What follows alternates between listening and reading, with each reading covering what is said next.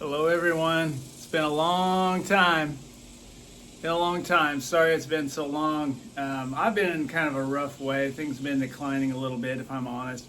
I wanted to give you guys a little update on where I am. Obviously, I'm at home. I haven't worked in months and months. But things are declining physically. But I wanted to give you a little update on that, and then also tell you catch you guys up on just kind of where my head is right now, because this is end of life for me, is what I consider it. This I think may be my last transmission, which is a very weird, odd thing to say, but. It could be. I don't want it to be, obviously. I want to come back and say, oh, you know what? I had a big turnaround and now I feel great and things are changing. So, and if that happens, I will be the first to tell you, trust me. Sorry, my hair's all crazy here. But it is sometime in June, late June, I think. That's how in touch with current days and events that I am. It's probably about 11:30. It's pleasant outside. You can see it's gorgeous here. I mean, this is my view off my apartment balcony. It's just a beautiful, pleasant day. It's nice to be outside. It'll probably get to 95 or something like that today, but for now it's decent. But so real quick, health update. I've had, I did, just a real quick recap. I did chemo and radiation for 6 months. Then I did, actually, chemo and radiation for a year. Then I did, took some time off, and then the tumors grew back. So we tried a drug trial, because we already used all the big guns when it came to chemo. And that didn't seem to work, so we switched to a different drug trial. These are experimental drugs, immunotherapies mostly, and that didn't seem to work either. So now I'm on hospice. So what that means is that I have a fantastic hospice company, which I will link in the comment and description below because they're that good. I had no concept of what hospice was, not really, other than, nurses come and check your vitals and give you medication. Now, these people, they do massage, acupuncture, spiritual consulting if you want these things. You don't have to, but they did 2 back-to-back visits, spent hours with us, answering questions, just super nice, kind, empathetic people. Hey, Vanilli. And so it's been just a hands down wonderful experience with this company, which I will link. You can see I haven't really gained much weight, still pretty skinny, eating like a horse. I mean, I just had a huge bowl of oatmeal with blueberries and a little maple syrup, and I mean, I've been eating eggs, and I've been eating pretty much full diet. And pretty high, decent calories too. It's just hard to keep weight on. I still stay skinny. I haven't weighed myself in a while. But if I had to guess, I bet I'm somewhere around 150 pounds, something like that. My normal's, 180, something like that. So you guys have seen me kind of jacked at 180 before, 185. But so let's see. We've stopped the trials. I'm on no meds other than what are called palliative meds. So palliative just means pain relieving, comfort providing drugs. So for me, it's not much. It's just at night I take 1 Dilaudid, a very small dose of Dilaudid, which is a big scary sounding drug. It's a synthetic opioid, which is like synthetic morphine. But I take such a small dose, the pill is almost microscopic. I take it before bed, and I have the best sleep I've ever had in my life. I can only take one. I made a mistake of taking two once. You take them every 4 hours, and I was wiped out the whole next day. So unnecessary to take that much. So I really like that I'm not like having to pile up on pain meds and be oblivious to reality as it goes by, in perhaps the most important times for me. What are my symptoms? I can't walk very well. I can get around the house if I can hold on to walls and heavy furniture, things that don't move. I can hold on, but I cannot keep my balance. I'm very unstable, and I lose it quickly, so I have to be careful. I have a walker. It's not very much help here in the apartment, just because it's a pretty tight space already. So I've got walls to hold on to.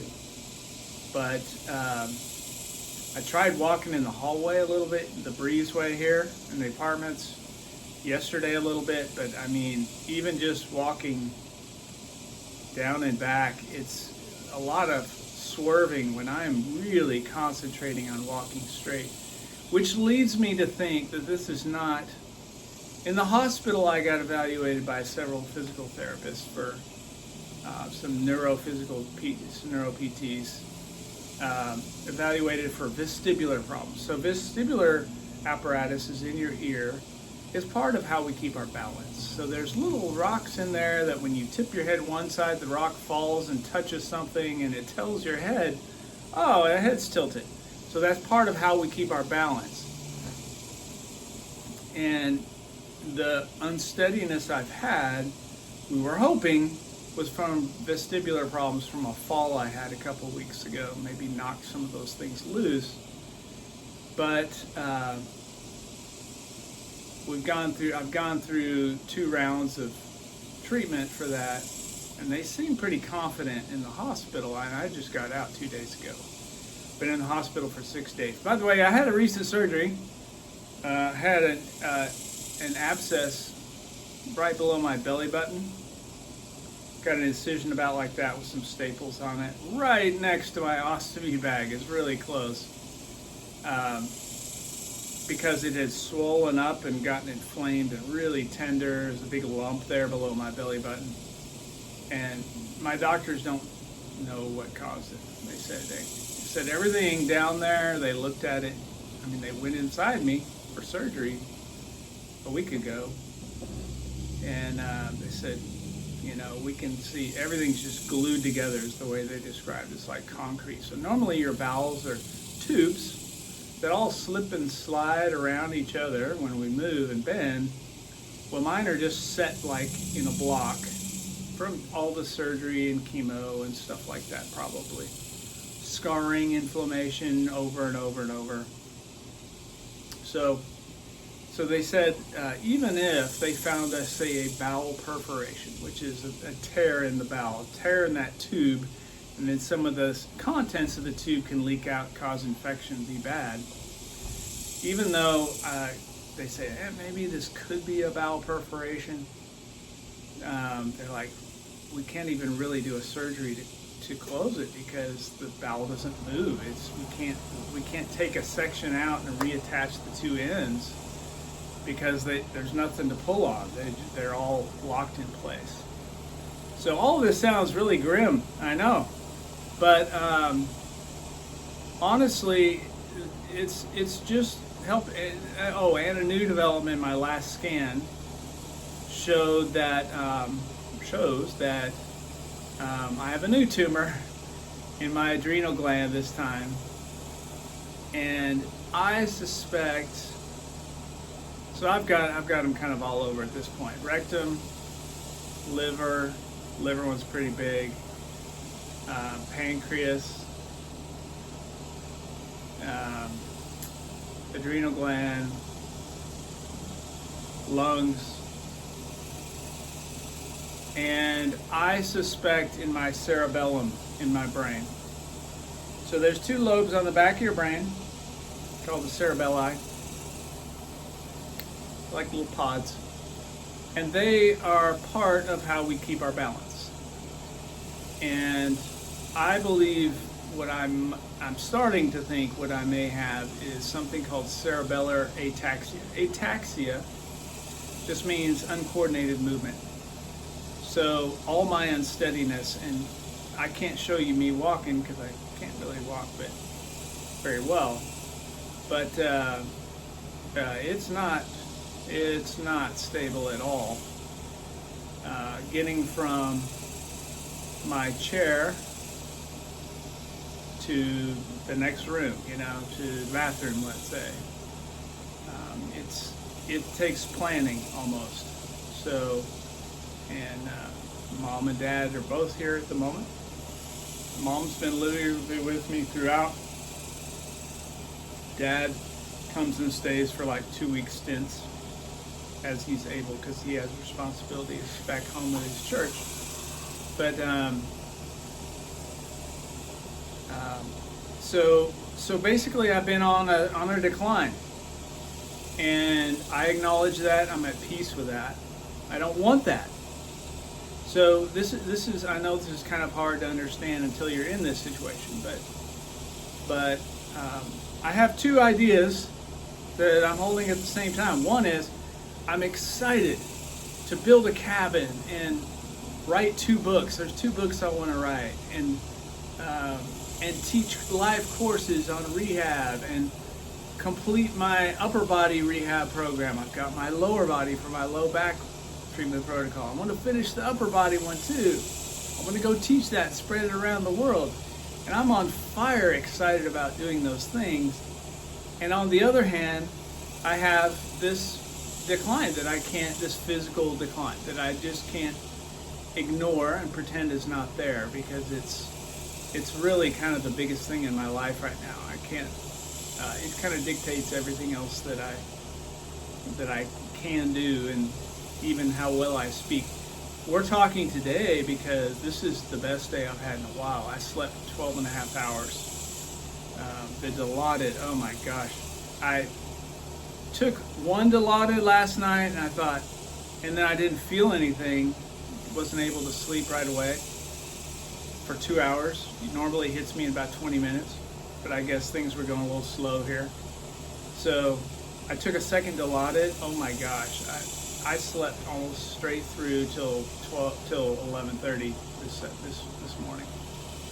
So and I feel extraordinarily rested for me. So that's why we're talking, because I have a little more energy than usual. Even just talking can be exhausting. I've had very few guests for that reason, largely, because I could see them for 15 minutes or something at a time. So a big departure from the Dan that I used to know and that a lot of you have known before. But it's part of life, We all know birth is the beginning of life, and we just kind of gloss over the end of life. And then when it comes, we're shocked and scared and surprised, when in reality it's just a normal part of life. And at this point, I feel happy to have a legacy behind me of doing things I wanted to do, things that are important to me, things that I feel matter. I want to do things that matter, especially at this point. Every moment, I when I was in the hospital 2 days ago, I was there for 6 days, I guess. I was in the hospital. I honestly, you guys, I did not think I was going to get out. I didn't think I was going to make it here again. Because I could barely move. I was in bed and still am. Much of the day, I try to sit upright. Sitting is my exercise. That is where I am. Sitting is my exercise, being upright. And then after, a certain amount of it, I have to take some time off and lay down and sleep for an hour and kind of recharge, and then I can sit a little longer. But there's no exercise like I might have thought before. Even just walking up and down the breezeway. At the moment, that could all turn around tomorrow. I'm still taking all my supplements, taking my mushrooms that are cancer-fighting mushrooms prescribed by my oncological nutritionist. Oh yeah, that's something else. My hands are slow. It's another sign of ataxia. I noticed about 2 months ago that I couldn't type very well. Felt like fumbly, and it's hard to notice just going through life. I can move my hands, I can touch all my fingers, but when it comes to doing fine motor skills, they just don't work as well.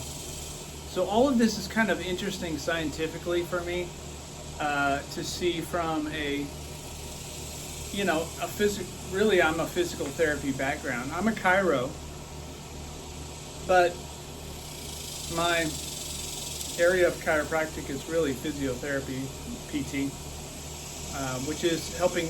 All that is restoring people to function using therapy and coaching. And that's the summary of my approach to my side of healthcare. I mean, you can go neuro, you can go, respiratory. There's all different fields of physical therapy you can go into, but mine is moving parts. So how well do your arms and legs move? How much can you do? Can you do more today than you could yesterday? Those are the kinds of things that I've dealt with for 20 years. My area of special interest has been. And I know I'm kind of rambling at this point, but I'm just wanting to share the experience as much as I can with you guys, because it's an experience. This end of life experience is not, by the way, it's not a foregone conclusion, okay? So keep the prayers coming. My mom and dad are very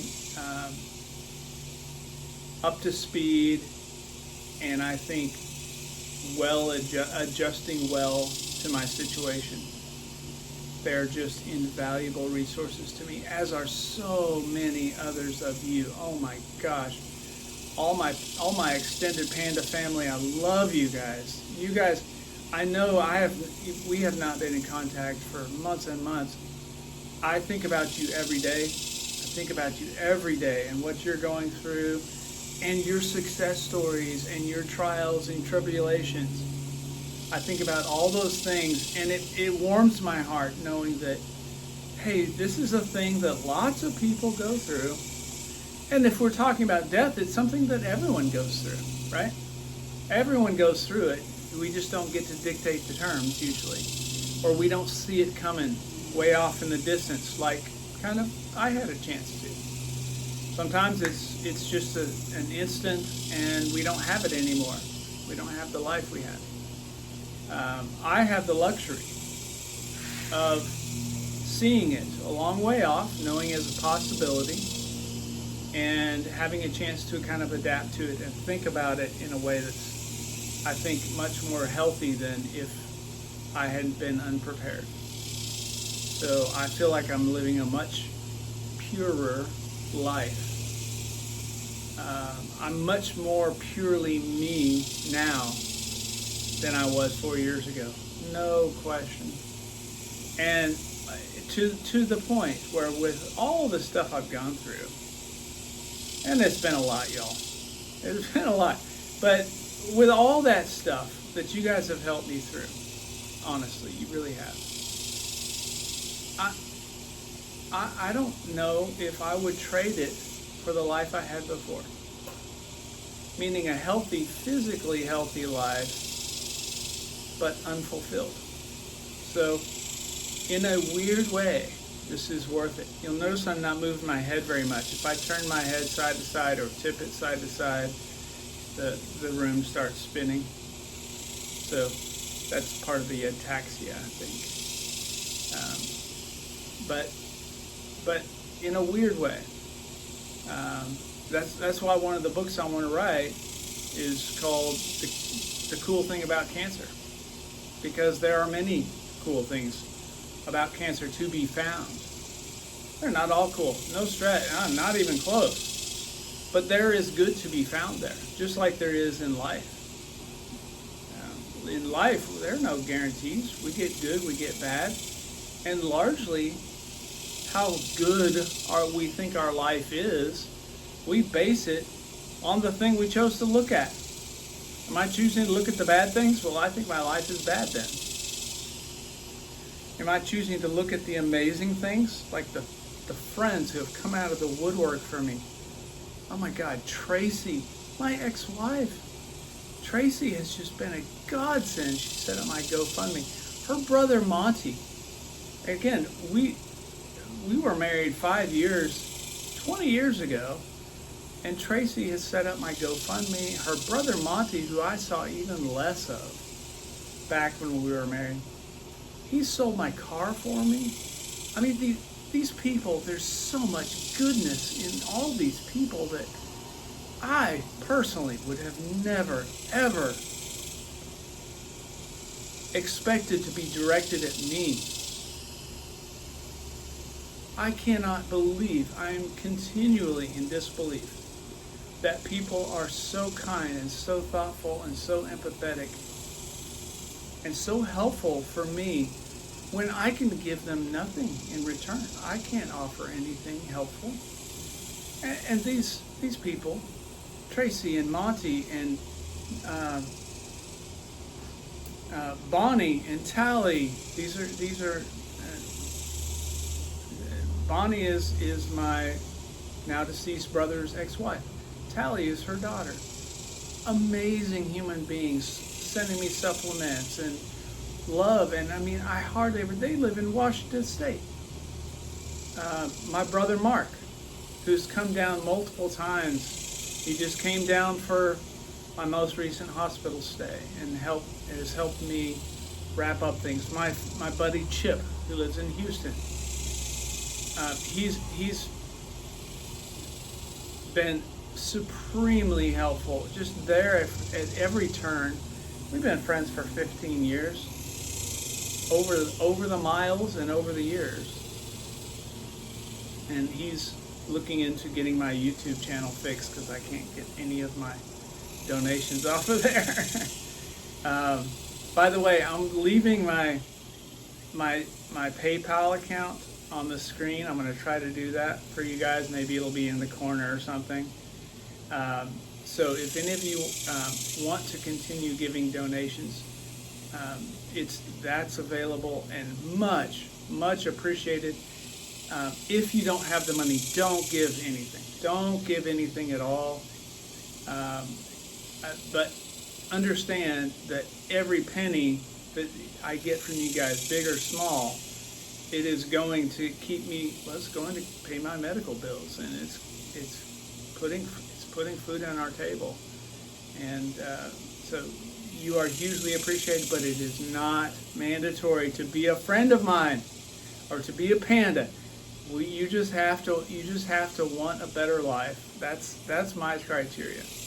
Want a better life and seek it actively. Do things that advance you towards your goal. Do things that make you happy, that make other people happy.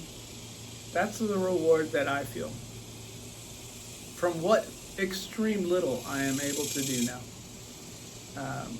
I do feel reward from all of you guys, and I'm in a continual state of disbelief about how wonderful and loving you guys all are. It's so easy to look at the state of the world today if you watch the news and just assume that the world's in chaos and that everyone hates each other and there's a red team and there's a blue team and you have to pick one and each one hates the other one and all that's false. It's all false. We're just people, and the way I know that, the proof, is you guys. You guys. we're from all different backgrounds. We're from all different parts of the world. We're from all different cultures. And we found each other somehow. And we love each other. And something is resonating between you and me. And we are able to find joy in a world that has sadness in it. Yes, it has sadness. Yes, it has pain. It's built in. But as soon as you realize that and understand that for me, as soon as I realize and understand that, then you just think, well, okay, yeah, there's going to be some bad. I'm going to focus on the good. I'm going to extract as much juice from life as I can while I have it, especially right now, when I have maybe less left than I want. I want way more. Am I going to be devastated and wiped out if I don't get to build my cabin in the country or my ranch in the hill country or restore that stone cottage in Portugal that I want to do? No, I'm not going to be devastated. But those are my dreams. Those are my goals. They exist at the same time that my sense of reality exists. And I know that things don't work out the way we want every time. But I mean, look at me. I'm sitting out here in this gorgeous country. This gorgeous, it's comfortable outside in late June. And I'm able to talk with you, loved ones, far and near. You guys are all over the place. I've heard so many of your stories. Please keep them coming. I want to hear your Panda success stories where you found some joy in the middle of the grayness that can overtake us. If we're not paying attention, the gray, grim sadness takes over and we just think that's the way the world is. Don't let that happen. See the joy. Grab it. You don't know how much you're going to get. Take all that you can hold. Get an armload. And know that I'm here, even and when I'm gone, whenever that is. Hopefully it's a long time from now. But when I'm gone, I'll still be here. I'll still be here. We have memories. We have thoughts. People influence us. People have influenced me. Countless people have influenced me. My friend Jessica has shown up with her chirpy, perky, adventurous self. I love her because she's so curious and joyful and finds happiness wherever she is. And she brings it with her. It's infectious. I love you, Jessica. Mom, long-suffering mom, the most amazing caregiver ever. The most loving, empathetic, thoughtful, kind person I've ever met. Dad is right next to her. He's older, he's 86. He can't do as much, but he does everything he can. I feel so fortunate to have the parents I have, the friends I have, the Panda family that I have. You guys are part of my family. And my phone's telling me I may be running out of space here. But again, your donations are very, very generous and much appreciated. Look for more transmissions from me. I hope there are some. This may be it.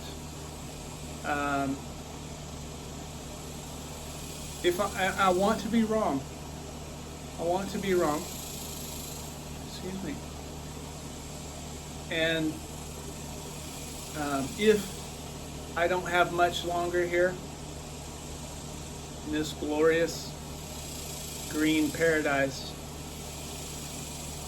in this wonderful planet with you wonderful people, if I don't have much more, it's been worth it.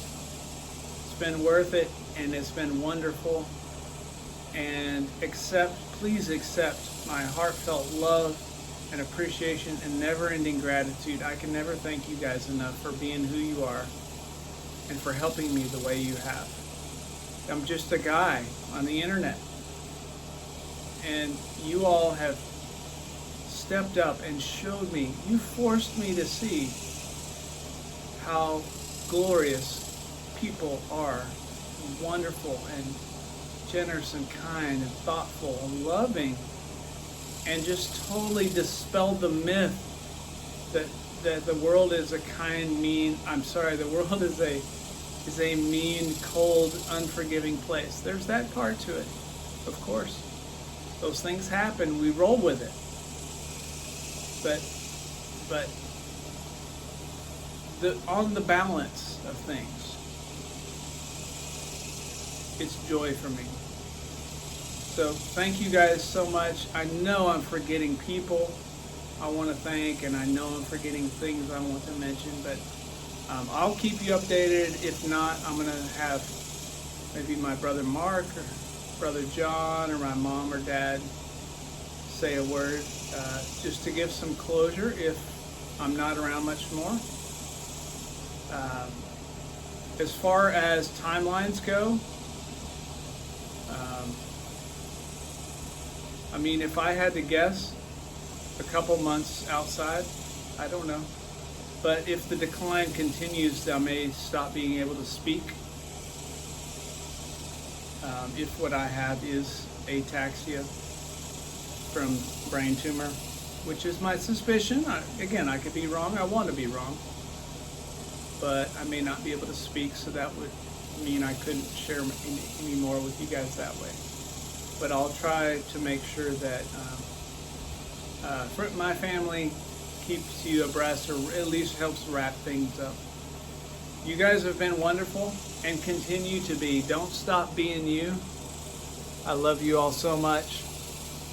And let's talk again soon, if not here, on the other side.